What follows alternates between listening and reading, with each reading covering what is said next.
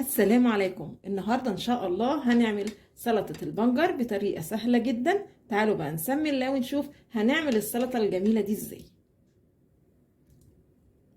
اول حاجة معايا هنا واحدة بنجر انا غسلتها كويس قوي تحت الحنفية.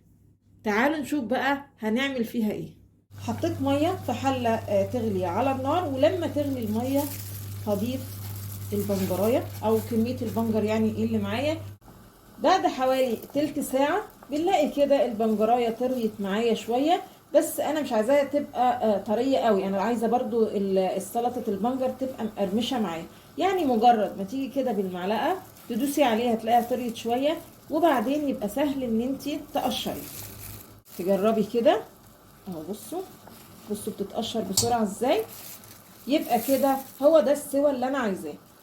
هاخد بقى كده البنجرايه واشطفها كويس قوي تحت الحنفيه. وبالنسبه لميه سلق البنجر انا مش محتاجاها وهرميها. هقشر بقى البنجر. تقشيره سهل جدا، ولا محتاجه بقى سكينه ولا معلقه ولا اي حاجه، بايدك كده بيتقشر بمنتهى السهوله. بصوا بعد ما قشرتها هشيل بس الجزئين دول، وبعدين هقطعها كده نصين. بالسكينة بقى او بالقطاعة اللي يريحك نبتدي نقسم كده قطع البنجر. وبعد ما قطعته بالشكل ده هبتدي كده بقى ايه اقطعه كده صوابع كأنك بالظبط بتقطعي بطاطس.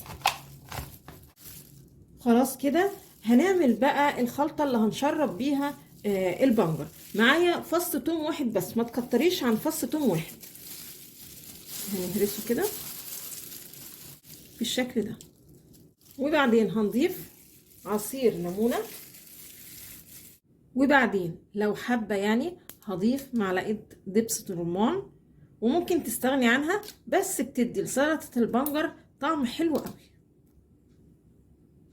معلقه صغيره خل تفاح، وبعدين هضيف معلقه صغيره كده عسل. لو مش حابه تحطي عسل ممكن تحطي نص معلقه سكر. وبعدين هحط حاجه بسيطه كده ملح. تمام قوي كده. التتبيله خلاص جهزت. عايزه اقول لكم ريحتها جميله جدا.